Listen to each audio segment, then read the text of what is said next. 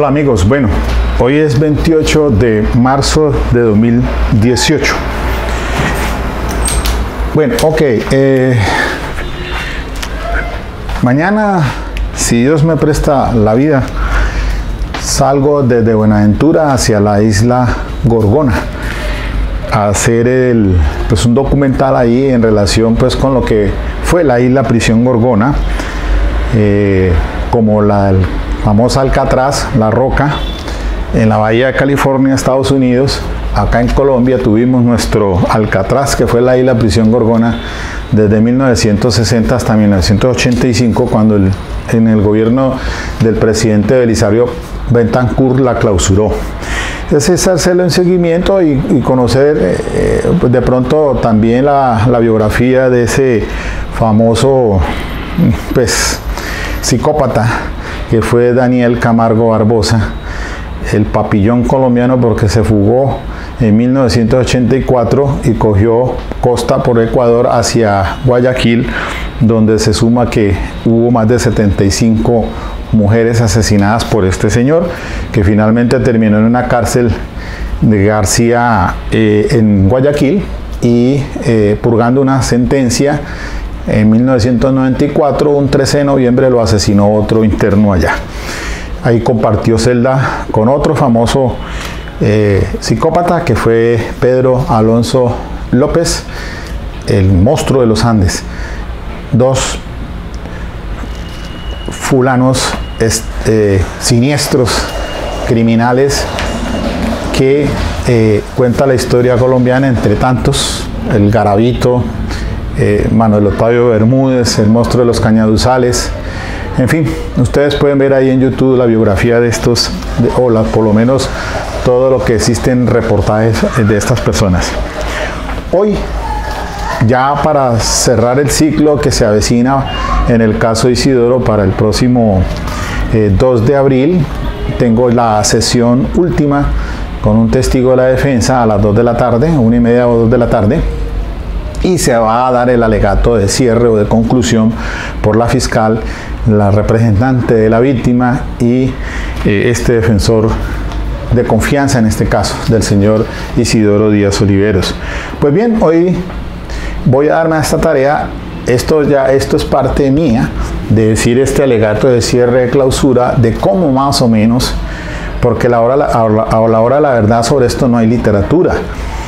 Por lo menos yo no, pues sí, argumentación jurídica, todo lo que quiera, pero ese orden sistemático que es propio de mi experiencia, de mi casuística, yo lo podría considerar en los siguientes ítems, como aparecen allí en el papelógrafo, en el tablero. El alegato de cierre, entonces, primero que todo, tenga en cuenta el tiempo que le da el juez. Efectivamente, recuerden que el juez puede marcar tiempo, le dan 15 minutos, 20 minutos máximo. Entonces usted ya tiene que está en contra del tiempo. Segundo, antes de la fecha de los alegatos, revise detenidamente los registros, sobre todo los testimonios esencialmente. Minuto, segundo, tal, dijo esto y esto. Para eso son los registros de los audios, para poder usted entonces en su argumentación, de allí no se va a salir absolutamente nada, ni el juez tampoco puede apartarse, porque si no incurre entonces en un error de derecho, un error de hecho. Bueno, todas esas causales de casación que dan lugar cuando se cometen esos errores, cuando le cercena o lo tergiversa la judicatura. Eso hay que tenerlo muy en cuenta desde ahí, en esa primera instancia, con el acuo, porque después, si usted va a apelar, se va al colegiado, al tribunal, y finalmente la corte de cierre si se va en casación. Tercero, establezca un orden de sus ideas centrales. Cuarto, aborde el temario de la siguiente manera. Yo digo allí, entre paréntesis, aunque no necesariamente. Usted puede tener obviamente su propia dinámica, mirará cómo comienza, pero pienso personalmente que el 4.1, personalmente digo, análisis muy preciso y corto del material probatorio que ingresó al juicio oral. Ahí se debe verificar todo lo relacionado con las reglas de producción y aducción de la prueba, porque esa también generaría causal de casación más adelante, si es que da lugar a ello.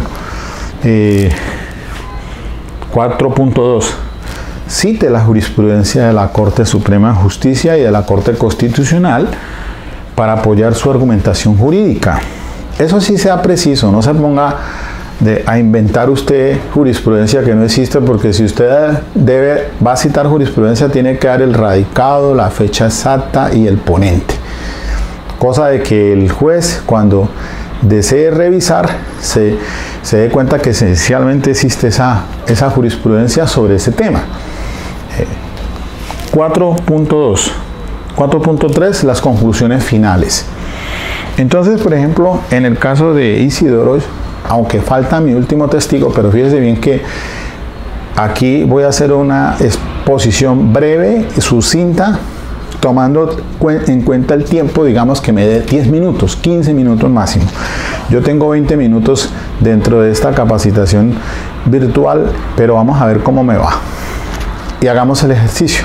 Alegato del cierre. Entonces, defensa, su alegato.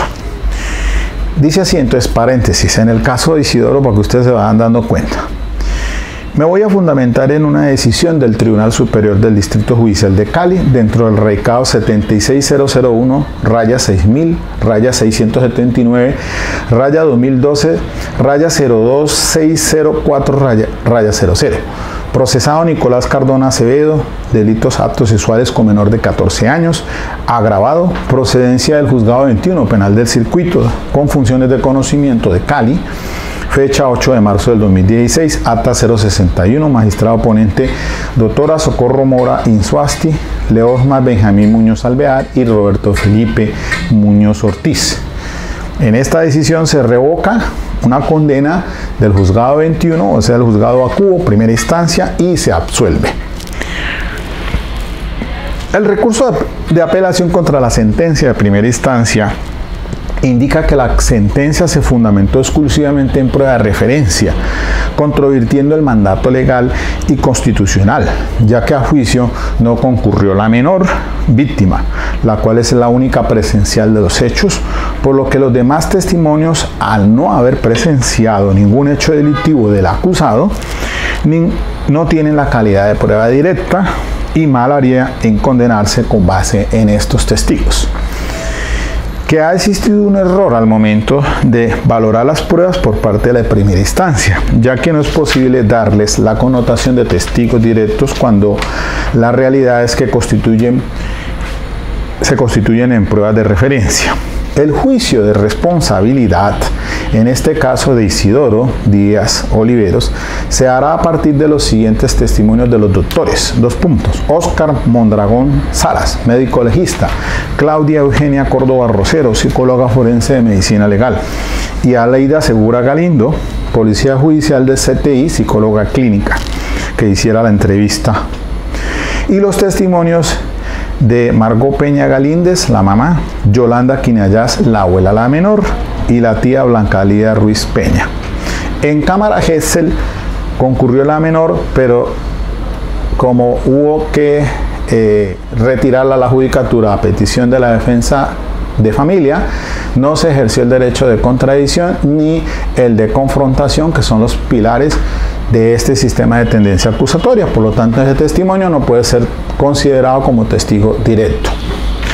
Primero, remitidos al testimonio del doctor Óscar Mondragón Salas, médico legista, quien examinó a la niña, al margen de su dictamen pericial referido a la anamnesis, agrega que la víctima es una niña de 12 años de edad. Al momento del examen le señaló 2 contextos. Uno, a los 6 años con el hermanastro de 15 años, quien la manipuló y penetró en la casa de ellos en el barrio de Los Chorros. Y el segundo episodio, hacia los 10 años, con el señor Isidoro, esposo de su abuela, quien le invitó a jugar parqués y le hizo tocamientos y que además la penetró. Afirma que eso sucedió solo en una ocasión. Segundo, a su turno, la doctora Claudia Eugenia Córdoba Rosero, psicóloga del Instituto de Medicina Legal de Ciencias Forenses, encargada de realizar la entrevista a la menor, en declaración rendida en el juicio oral, informó que practicó entrevista, que en ella la menor refirió que había sido víctima de abuso sexual por parte de una persona que conoce como su abuelo, pareja de su abuela, que esta persona le hace tocamientos en su parte íntima y que estos hechos ocurrieron por varias ocasiones, entre paréntesis, entre 2 o 3 veces. Minuto 0:42.40 segundos, en el espacio del domicilio de su abuela, y que esto ocurrió entre los 9 y los 11 años de edad. Registro 0.42049 segundos, que en una de esas ocasiones fue cuando la invitó a jugar parqués. Tercero, a su turno, la psicóloga clínica Aleida Segura Galindo, adscrita al CTI, quien hizo la entrevista según el protocolo de SATAC, indicó también de 2 episodios. Le habló de un medio hermano y le describe las conductas de índole sexual por parte de él.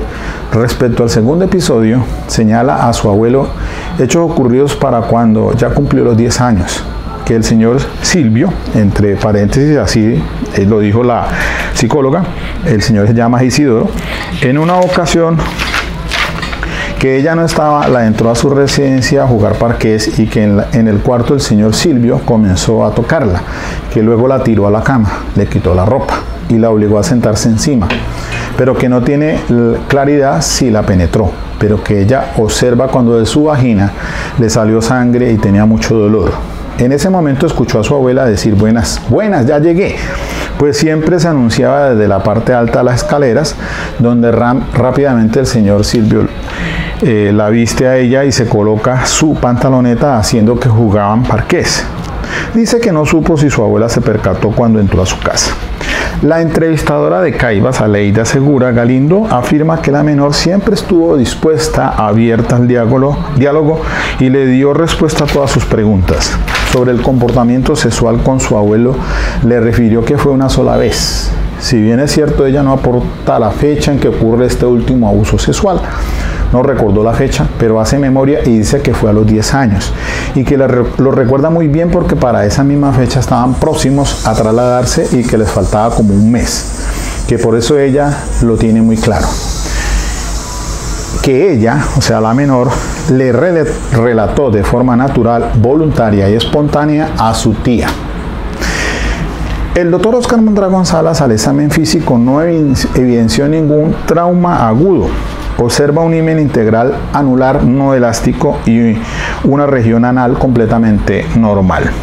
Sobre lo que dijo la menor de penetración, esto me lo dijo en el contrainterrogatorio, indica que las niñas por lo regular pueden dimensionar este tipo de situaciones, que en el contexto de la penetración así lo toman cuando solamente le ha puesto el pene en su vagina y lo toman como una penetración. En estos casos se debe ir más allá y por eso las recomendaciones para que sea valorada por psicología clínica, psicología forense, para aclarar un poco el contexto de la penetración. En tanto, la doctora Claudia Eugenia Córdoba Rosero, psicóloga forense de medicina legal, en su entrevista dice que se mostró triste y lacónica, callada, evitativa. Minuto 0:41.03 del registro, al momento de relatar los hechos de investigación penal, que igualmente se conoció su desarrollo psicomotor adecuado y acorde a su proceso evolutivo, pensamiento relacionado con ideas lógicas, ideas sin alteraciones, una percepción adecuada, un cálculo relacionado con su proceso escolar y desarrollo evolutivo, es decir, examen mental sin ningún tipo de alteración, donde se pudiera considerar que hubiese una patología clínica, pero sin un malestar un malestar psicoemocional que desborda su capacidad de resolución de conflictos estresores, como fue la experiencia que ella tuvo con el señor Isidoro. Los testimonios de los referidos profesionales de la medicina son directos en cuanto a la experticia realizada, precisamente por cuanto fue a partir del conocimiento directo y personal que tuvieron desde su ejercicio profesional en cuanto a la valoración médica efectuada a la menor. Sin embargo, lo que les es referido por la menor y que se plasma en el anamnesis del informe pericial no es producto de una percepción directa que los médicos pudieran haber tenido de los hechos relatados, sino se itera de las manifestaciones de la menor y su consecuente valoración médica. En efecto, si analizamos la declaración rendida por el doctor Oscar Mondragón Salas, perito médico adscrito al Instituto de Medicina Legal, sin duda es un testigo directo de los hallazgos encontrados al examen practicado a la menor. En el mismo sentido, la doctora Claudia Eugenia Córdoba Rosero, psicóloga forense de medicina legal, y Aleida Segura Galindo, psicóloga clínica de Caibas, que hizo la entrevista inicialmente. Son testigos directos de las condiciones emocionales en que encontraron a la niña. Sin embargo, respecto de los presuntos actos de abuso sexual, el testimonio de los profesionales ni siquiera se puede catalogar como prueba de referencia, cuando en el proceso no se acreditó que la ausencia de la menor como testigo de los hechos obedeciera a alguno de los criterios que el legislador establece en el artículo 438 del Código de Procedimiento Penal como excepciones a la procedencia de la prueba de referencia.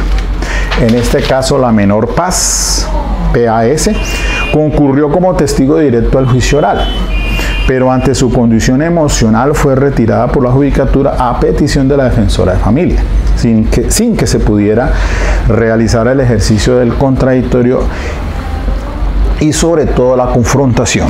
Por esta razón no puede considerarse como testigo directo, pues se lesionaría un principio basilar que orienta este juicio oral, como es el derecho de confrontación, señalado no solo en el artículo 16 como un principio rector de la ley 906, o sea, del Código de Procedimiento Penal, sino también en la ley 16 del 72, que es la Convención Americana de Derechos Humanos, y la ley 74 del 68, que es el Pacto Internacional de Derechos Civiles y Políticos, que son aprobados pues por la legislación interna colombiana, como se ha indicado recientemente en la decisión de la Corte Suprema de Justicia, radicación 43866 del 16 de marzo del 2016, magistrada ponente Patricia Salazar Cuellar.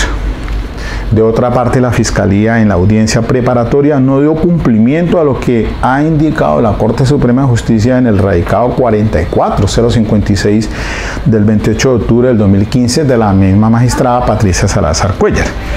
Si se tiene en cuenta la vigencia de la Ley 1652 de 2013, que adicionó el literal E del artículo 438 del Código de Procedimiento Penal para que se tenga como admisión excepcional de prueba de referencia las entrevistas o declaraciones rendidas antes del juicio oral por niñas o niños víctimas de abuso sexual, independientemente de si van o no van al juicio oral a declarar en cámara Gesell.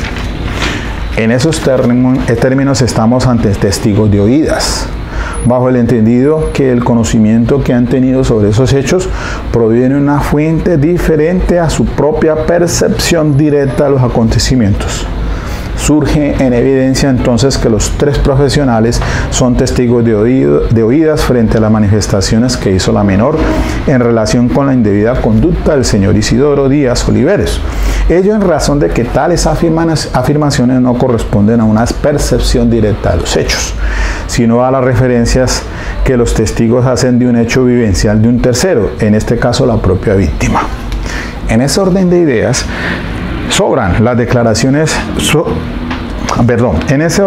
si bien las declaraciones rendidas por los doctores Aleida Segura Galindo, Oscar Mondragón Salas y Claudia Eugenia Córdoba Rosero ameritan credibilidad cuando provienen de profesionales del área de la salud, colaboradores del sistema de justicia penal, ajenos por tanto a los intereses particulares de los intervinientes, no podemos señalar que sean pruebas suficientes para edificar un fallo de condena en contra del acusado Isidoro Díaz Oliveros, ya que a ninguno de los testigos les consta de forma directa la ocurrencia de algún acto de abuso sexual en contra de la víctima. Tampoco tienen la característica de ser una fuente directa de los acontecimientos en relación con las declaraciones recibidas en el juicio oral de la mamá, Marco Peña Galíndez, la abuela paterna, Yolanda Quinayas, y su tía Blanca Lida Ruiz Peña. La menor no le hizo ningún relato a la progenitora ni a la abuela, solo a la tía, y eso que por insinuación a unas preguntas que le fue sugiriendo para que le respondiera. Ni tampoco le dio ningún detalle sobre circunstancias de tiempo, modo y lugar, solo que había sido abusada sexualmente y por cuenta del esposo de su abuela, nada más.